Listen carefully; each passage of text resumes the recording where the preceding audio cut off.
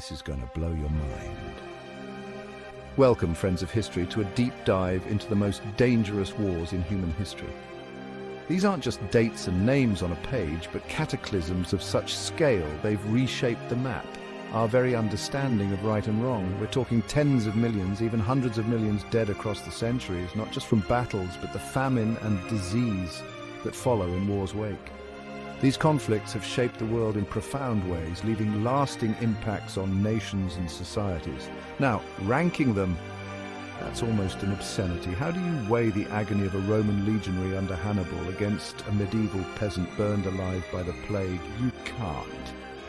But what we can do is learn from these horrors, understand the forces that set them in motion, and maybe, just maybe, find some small hope that we've learned enough to prevent their like again. Imagine Europe in 1914, royalty still on their thrones, empires spanning the globe, an air of almost naive optimism. Then, bang!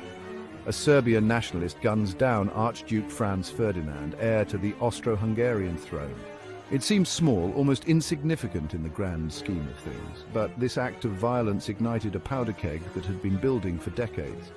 Suddenly, it's not one assassination, it's treaties pulling in empires like dominoes, Germany, France, Britain, Russia, all spoiling for a fight they think will be over by Christmas. Oh, the naivety. Instead, it's millions of men marching into a new kind of hell, trench warfare. Picture this, miles of muddy, rat-infested ditches. The air thick with the stench of death and cordite. Machine guns mow down men by the thousands. Artillery barrages turn the landscape into a moonscape. Poison gas, a new horror, creeps through the trenches, burning the lungs, blinding its victims, and the fighting went on year after year, grinding down a generation, leaving millions dead and empires in ruins. The world would never be the same. The old empires were gone, replaced by new ideologies, and a world forever haunted by the spectre of total war. If World War I was the death knell of the old order, World War II was the horrifying symphony of its destruction. From the ashes of that first war rose a monster, fueled by hate and driven by the twisted ideology of Nazi Germany. At its heart, a charismatic madman, Adolf Hitler, promised his people greatness, but delivered them to the abyss. Hitler's ambition knew no bounds. He sought to conquer Europe and enslave entire populations, fueled by a hatred of Jews that culminated in the Holocaust, one of the most horrific acts of genocide in human history. 6 million Jewish men, women, and children systematically murdered by a regime fueled by hate and enabled by indifference. The scale of the fighting was unimaginable. From the beaches of Normandy to the frozen hellscape of the Eastern Front, tens of millions perished. And if the horrors of conventional warfare weren't enough, humanity unleashed a new nightmare, the atomic bomb. Hiroshima, Nagasaki. 2 words forever etched in our collective memory. The blinding flash, the mushroom cloud, the unimaginable devastation. A new age of anxiety had dawned. The atomic age, a stark reminder of humanity's capacity for self-destruction. Picture Europe at the turn of the 19th century. Revolution in the air, old orders crumbling, and out of the chaos rises a figure like something out of Plutarch Napoleon Bonaparte. A brilliant military mind, a master of propaganda, he crowned himself emperor, and Europe became his chessboard. From the sun-baked battlefields of Egypt to the snow-covered plains of Russia, Napoleon's armies marched, carrying with them the ideals of the French Revolution. Or so the propaganda went, but for millions caught in the path of these wars, ideals mattered little when facing French artillery. Austerlitz, Jena, Wagram, Napoleon's victories became the stuff of legend. His enemies, mainly the Austrians, Prussians and Russians, learned the hard way what it meant to face the Grande Armée in battle. New tactics, a ruthless efficiency, Napoleon seemed unstoppable. But pride comes before the fall, and Napoleon's hubris would be his undoing. The invasion of Russia in 1812, a campaign of unimaginable hardship, broke the back of his empire. Defeated at Leipzig, exiled to Elba, he escaped only to meet his final defeat at Waterloo. Napoleon's wars may not have had the unimaginable death tolls of later conflicts, but their impact on Europe was profound. They redrew the map, spread revolutionary ideas, and planted the seeds for future conflicts to come. Chapter 4. Fasten your seatbelts, folks. Because we're going back to the 17th century, a time when religion wasn't just about faith, it was political dynamite. The 30 Years' War, a conflict so sprawling, so complex, it makes your head spin. Imagine Europe not as neat nation-states, but a patchwork of duchies, principalities, all owing allegiance to the Holy Roman Emperor. We had Catholics versus Protestants, each side convinced they had the ear of God and the right to burn the other at the stake. The spark. A bunch of Protestant nobles in Bohemia tossing two Catholic officials out a window. Defenestration, they called it. This act of rebellion set off a chain reaction that engulfed Europe in flames for 3 decades. By the time the guns fell silent in 1648, with the Treaty of Westphalia, Germany, the heart of the fighting, was a wasteland. Millions dead, entire cities destroyed. Chapter 5. We're shifting gears now, folks, to the Korean War, often overshadowed by World War II. This police action, as President Truman called it, was a brutal meat grinder.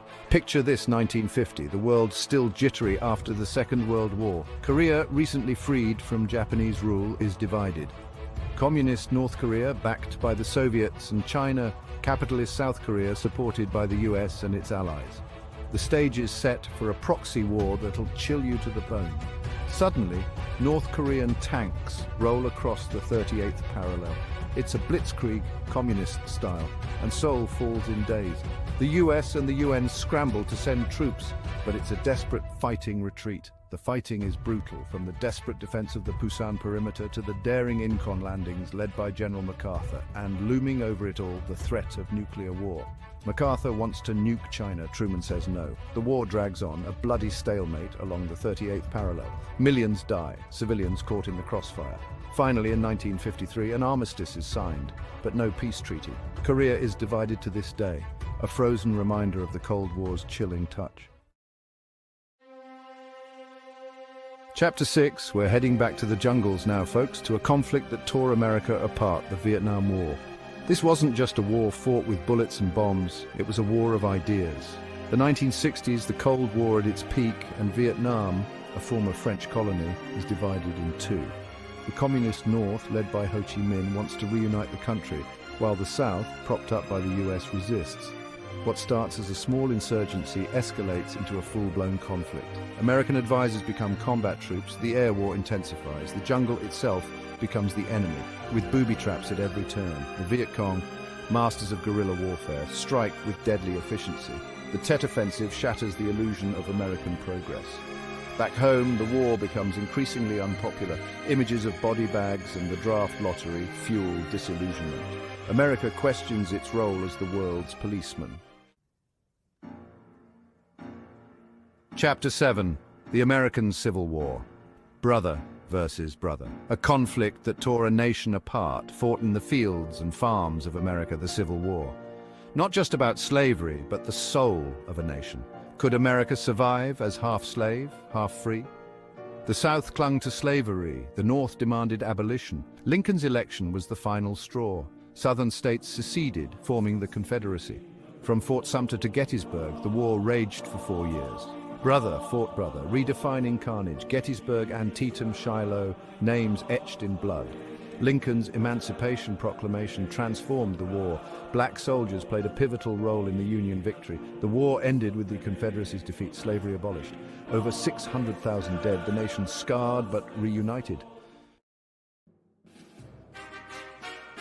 Chapter 8. The Crusades.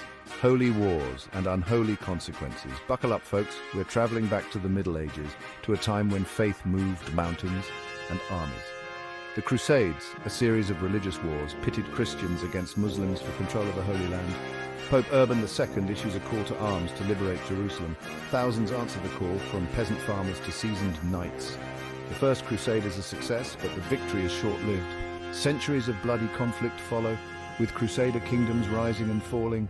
The Crusades led to cultural exchange, but also to religious intolerance and violence that still resonates today. Chapter 9. The Second Congo War. Africa's World War. A conflict often overlooked in the West, the Second Congo War deserves attention for its sheer brutality and devastating human toll. In the late 1990s, the Democratic Republic of Congo, rich in resources but plagued by corruption, became a battleground. Multiple armed groups fueled by ethnic tensions and greed vied for control of the country's vast mineral wealth.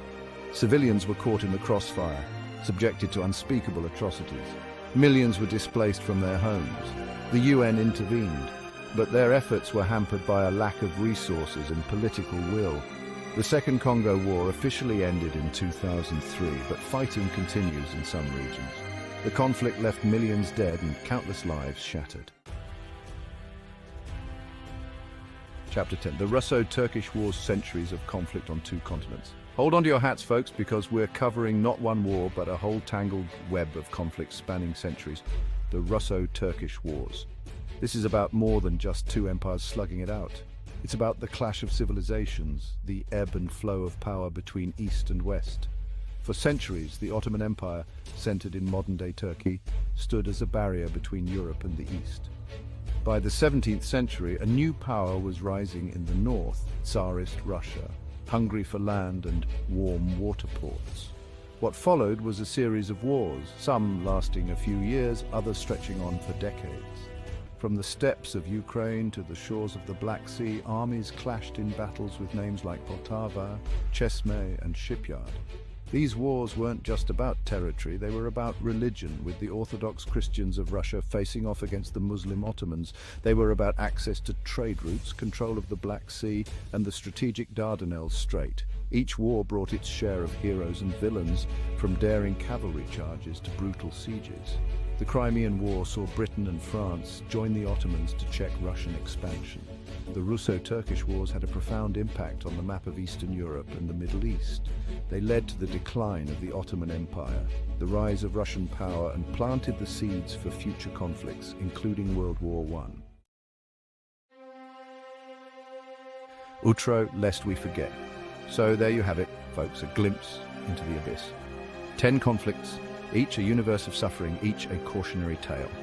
These wars have left indelible marks on history, shaping the world as we know it today, but they're more than just historical footnotes. They're reminders of the human capacity for both good and evil, the enduring power of ideology, and the terrible price of conflict. They challenge us to learn from the mistakes of the past, to understand the forces that drive us to war, and to strive for a future where such horrors are relegated to the history books.